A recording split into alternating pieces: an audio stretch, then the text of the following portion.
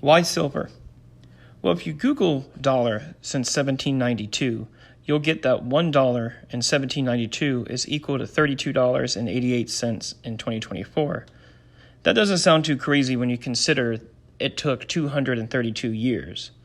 But when you change the formula to 1792 to 1971, you'll get that $1 in 1792 is equal to $4.22 in 1971.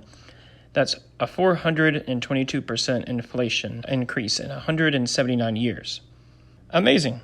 So why even invest if it takes 42 years for your buying power to drop 50%?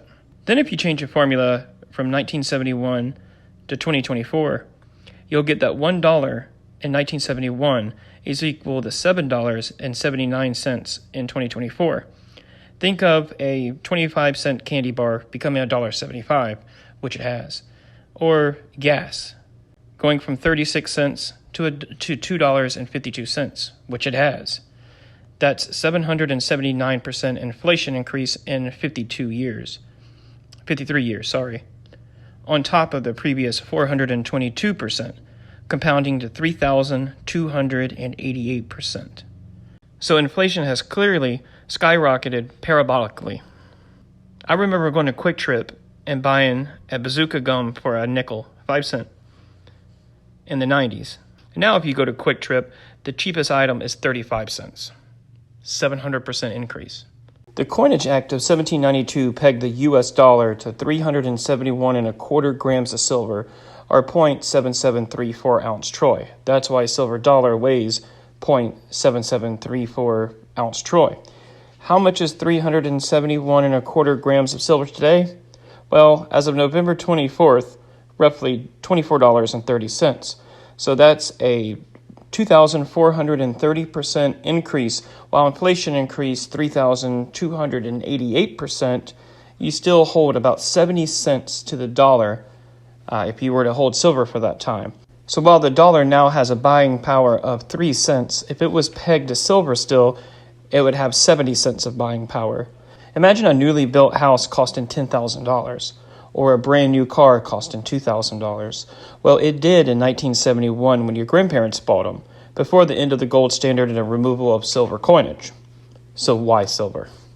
Here's a thought that I have had that I haven't heard anybody else talk about. Well, if silver was to be $45 right now, it would actually hold the full amount of $1 from 1792. So I honestly believe that the true value of silver is $45. I believe it's being suppressed a little bit, but I do believe that $45 silver is possible, and maybe by the 250th anniversary of the United States in 2026, silver could be up to $50 and could regain 100% of the buying power of a dollar. So again, why silver? Why not gold, which has increased many times over? Gold is a very good investment. To compare which has been a better investment over time, you'd really have to start with 1971, because before August 15th, 1971, you couldn't own more than 3 ounces total in gold, or else you'd have to hide it. A lot of people did. Also, you couldn't really buy or sell gold easily due to the Gold Reserve Act, or the gold confiscation, as it was also known as. So in August 1971, the price of gold was $42, but it instantly exploded. If you're extremely lucky to buy gold in 1971, you could have made a 6,000% increase, opposed to a 2,000% increase in silver at the same time. But realistically, let's mark 1986 as a start of the gold and silver investing time. Gold was between $326 and $368. Let's say gold at $2,600 today, and divide it by 357. That's 742% increase since 1986. Silver was between $4.85 and $5.25. So let's say that silver is at $32 today and divided by 5. That is an increase of 640%. Not much different over time at all.